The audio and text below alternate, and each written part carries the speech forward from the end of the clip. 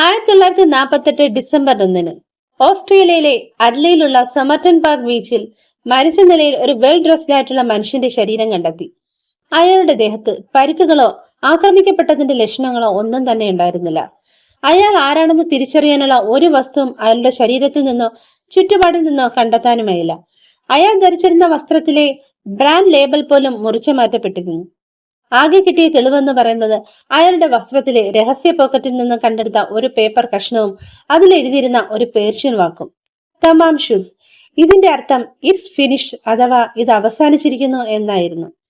നീണ്ട 70 വർഷങ്ങൾ ഈ മനുഷ്യന്റെ ഐഡന്റിറ്റി അജ്ഞാതമായി തന്നെ തുടർന്നു.